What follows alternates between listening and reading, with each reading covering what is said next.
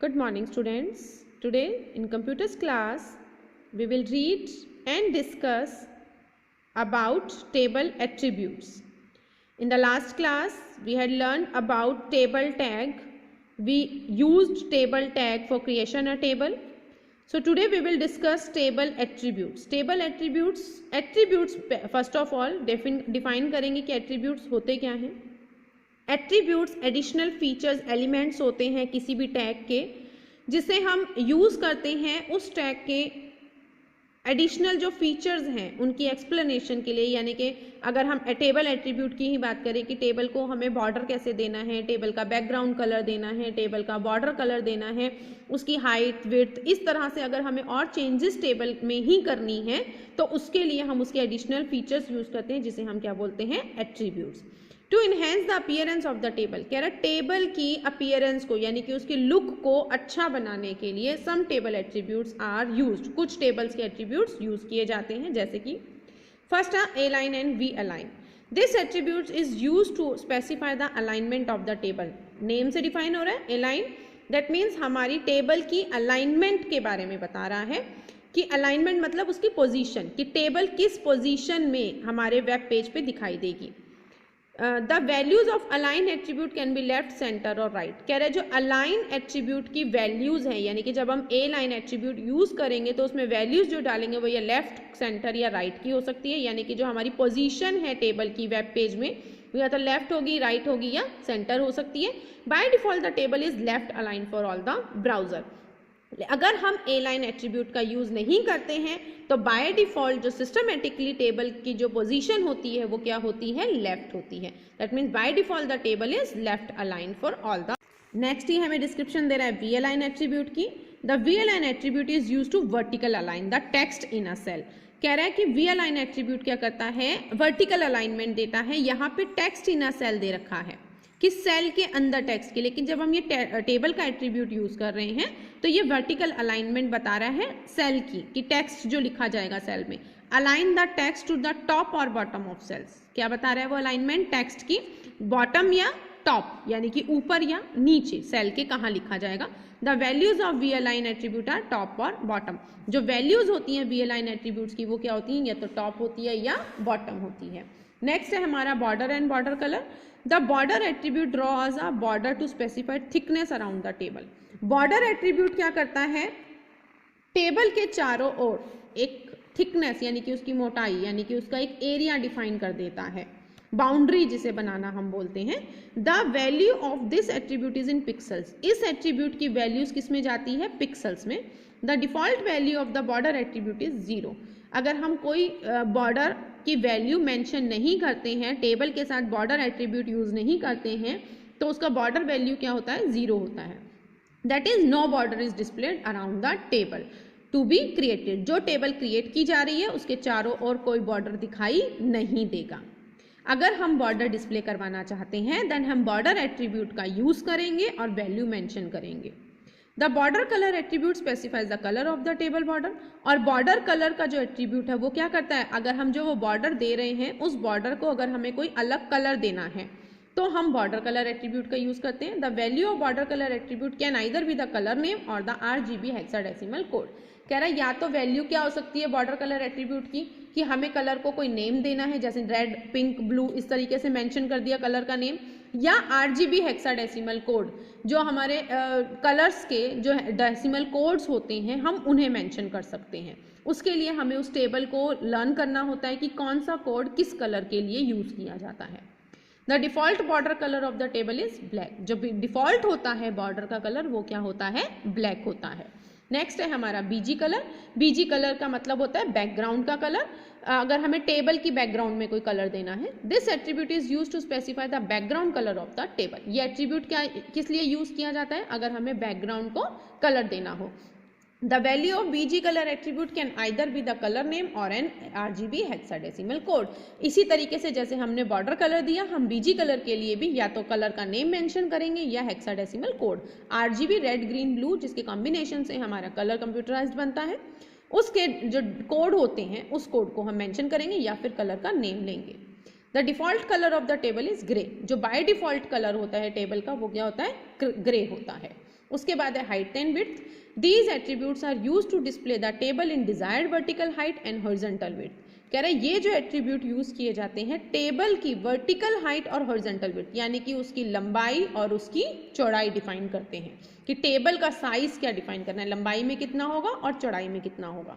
The values of these attributes can be in pixels और as percentage of screen size. कह रहे हैं इनकी जो वैल्यूज है यानी कि हाइट और विड्थ की एट्रीब्यूट्स की जो हम वैल्यूज मेंशन करेंगे वो या तो पिक्सल्स में मेंशन होगी या हमारी स्क्रीन की जो साइज है उसकी परसेंटेज के बेस पे, जैसे हम स्क्रीन साइज 50%, 80% इस तरह से करते हैं ना, या तो परसेंटेज में या उसकी वैल्यू पिक्सल्स में डिफाइन होगी.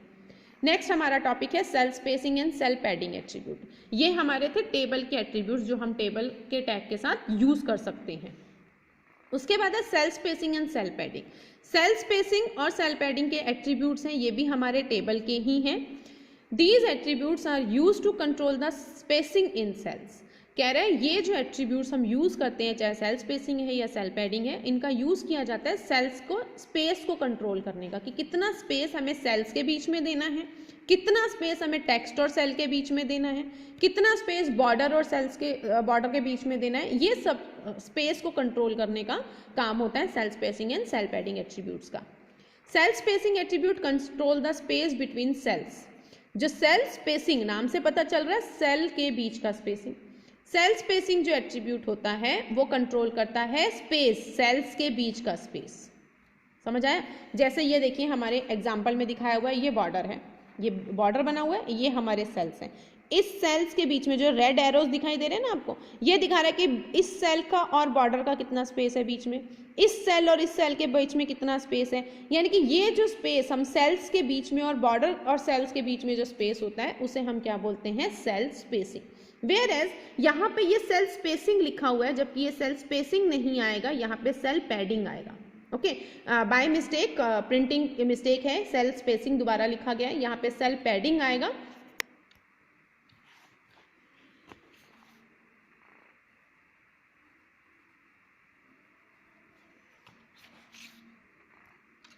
सो सेल पैडिंग एट्रीब्यूट कंट्रोल करता है space between the cell content and cell border wall. यानी कि जो हमारे सेल्स जो बने होते हैं उनका जो बॉर्डर होता है और जिस सेल के बीच में इंफॉर्मेशन लिखी जाती है उस इंफॉर्मेशन और सेल के बॉर्डर का जो स्पेस होता है वो किसके द्वारा कंट्रोल किया जाता है, सेल पैडिंग एट्रीब्यूट के द्वारा. In this finger all red coloured arrow shows cell spacing between cells. Cell spacing is the amount of space between the border of each cell and table border. कह रहा है इस figure में, जिस figure में अभी हमने इसे रीड किया, रेड एरोस दिखा रहे हैं ना हमें सेल्स के बीच में कितना कितना स्पेस है, बॉर्डर्स के साथ सेल का क्या स्पेस है, उन सब के बारे में हमें डिफाइन कर रहा है. अब अगर हम इस एग्जाम्पल की बात करें तो यहाँ पे ये देखिए, ये हमारी सेल्स है, ये हमारी टेबल है. अब इस कंटेंट जो हमने सेल के बीच में मैसेज लिखा है वो और सेल्स के बीच में जो स्पेस है, चाहे वो हमारा लेफ्ट में है, चाहे वो राइट में है, चाहे टॉप में है, चाहे बॉटम में है, ये जो एरो ब्लू कलर के एरो से जो आपको डिफाइन किया गया है, ये जो स्पेस है ये किसके द्वारा कंट्रोल किया जाता है, सेल पैडिंग एट्रीब्यूट के द्वारा. Clear? All blue coloured arrow show cell padding between cells and cell contents. कह रहे हैं जो ब्लू कलर के एरोज है वो दिखाते हैं सेल पैडिंग किसके बीच में, सेल के बीच में और सेल कंटेंट. सेल कंटेंट मतलब जो टेक्स्ट, जो वैल्यू, जो इंफॉर्मेशन सेल्स के अंदर लिखी गई है उसे सेल कंटेंट कहा जाता है. Cell padding is actually the amount of space between the cell borders and the content written inside cell. कह रहे सेल पैडिंग जो है वो एक्चुअली वो स्पेस है, कितनी मात्रा में वो स्पेस दिया गया है किसके बीच में, सेल के बॉर्डर के बीच में और जो कंटेंट, जो इंफॉर्मेशन सेल के अंदर लिखी गई है उसके बीच में. होप आपको cell spacing and cell padding clear हो गया. टेबल्स के मोस्टली एट्रीब्यूट्स आपको क्लियर हैं. अब इसने हमें एक वेब पेज क्रिएट करने को बोला है जो कि दिखा रहा है will show spanning of rose and columns in a table. जो स्पैनिंग बताएगा आपको, कॉल स्पेसिंग और कॉल पैडिंग जो अभी हमने पढ़ा, उसके बारे में हमें एक वेब पेज क्रिएट करना है. Firstly we will open HTML tag because it is the main tag. Without HTML tag we can not create a HTML document. So सबसे पहले हम HTML का टैग ओपन करेंगे. After that we create a head portion and title. Cell padding and cell spacing attribute, it is the title content जो कि हमें title bar पे दिखाई देगा. After that we will close title tag and head tag. Next we will open body tag. अब हम ये header part हमारा क्लियर होने के बाद हम क्या करते हैं, जो हमें मेन एरिया दिखाना होता है, जो मेन एरिया में हमें काम करना होता है, वो मैटर हम कहाँ टाइप करते हैं, बॉडी टैग में। तो हम ओपन करेंगे बॉडी टैग। उसके बाद टेबल क्रिएट करनी है तो टेबल का टैग लगाया। एट्रीब्यूट डिफाइन किए, बॉर्डर, सेल स्पेसिंग और सेल पैडिंग। इसमें सेल स्पेसिंग और सेल पैडिंग की वैल्यूज डिफाइन कर दी, बॉर्डर की वैल्यू 2 दे दी, टेबल की एंगल ब्रैकेट क्लोज हो गई। उसके बाद टीआर, टीआर टैग हम जानते हैं टेबल रो, यानी कि रो की क्रिएशन के लिए हम टैग लगाते हैं TR. TH employee code, TH close कर दिया, यानी कि टेबल की हेडिंग डिफाइन कर दी।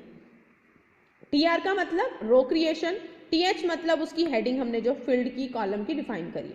Second TH basic salary. अब ये इस टैग से हमें क्या डिफाइन हो रहा है कि एक रो क्रिएट हुई है और उसमें 2 सेल्स जो हैं वो क्रिएट हुए हैं जिनकी हेडिंग डाली गई है, एक की एम्प्लॉय कोड और सेकंड की बेसिक सैलरी। उसके बाद टीआर क्लोज, दैट मीन हमारी रोज जो है वो यहीं पे एंड हो जाती है। उसके बाद दोबारा टीआर ओपन किया गया है, that mean next row create की गई है।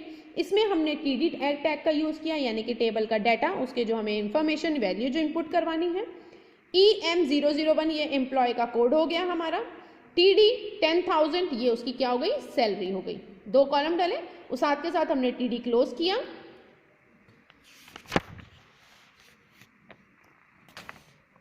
उसी के साथ हमारा TR क्लोज हो गया। आफ्टर थर्ड TR ओपन हुआ, यानी कि थर्ड रो क्रिएट हो गई हमारी। उसमें TD डाला EM002, TD 10,500 ये हमारा सेकेंड एम्प्लॉय ID और ये उसकी सैलरी। उसके बाद TR क्लोज हो गया, टेबल क्लोज हो गई, बॉडी क्लोज हो गई और HTML क्लोज हो गया। ठीक है, अब TR थर्ड रो जो ओपन करी उसको क्लोज कर दिया, टेबल को क्लोज कर दिया, बॉडी को क्लोज कर दिया और HTML को क्लोज कर दिया, यानी कि डॉक्यूमेंट हमारा क्रिएट हो गया। अब इसका आउटपुट क्या दिखाई देगा, इसने बॉर्डर दिया था 2, ये देखो ये जो एरिया है, ये एरिया आपका क्या हो गया, बॉर्डर का। सेल स्पेसिंग और सेल पैडिंग उसने डिफाइन किया था, सेल्स के बीच में स्पेस आ गया, और ये देखो सेल पैडिंग यानी कि कंटेंट और सेल के बॉर्डर के बीच में स्पेस आ गया। पहली लाइन से ये क्लियर हो गया। उसके बाद उसने पहली TR क्रिएट करी, ये TR, उसके अंदर 2 TH चलाए, एक की वैल्यू एम्प्लॉय कोड, दूसरे की वैल्यू बेसिक सैलरी, ये आ गया। TR क्लोज हो गया, यहाँ कोई और रो नहीं है, सेल नहीं क्रिएट हुआ। सेकंड TR में उसने एम्प्लॉय कोड डाला, सैलरी डाली, TR क्लोज हो गया। सेकंड TR ओपन हुआ, 2 TD चलाए, सेकंड एम्प्लॉय ID और उसकी सैलरी। ओके, तो यहाँ पे उसके बाद टेबल क्लोज हो गई, तो हमारा ये टेबल जो है वो बंद हो गया। ये आपका स्पेस आ गया सेल स्पेसिंग, और ये स्पेस हो गया आपका सेल पैडिंग, और ये जो आपकी फर्स्ट जो आपको कॉर्नर बॉर्डर बाउंड्री दिखाई दे रही है, ये हमारी हो गई टेबल के बॉर्डर की वैल्यू। होप आपको टेबल एट्रीब्यूट्स क्लियर है। आज का आपका होमवर्क यही है कि आपको टेबल एट्रीब्यूट्स जो भी हमने रीड किए हैं, आपको ये सभी एट्रीब्यूट्स लर्न करने हैं with its example creation of web page. आपको इसी तरह से एक और वेब पेज अपनी रफ नोटबुक पे ट्राई आउट करना है कि हम कैसे वेब पेज को क्रिएट कर सकते हैं। Okay students, thank you.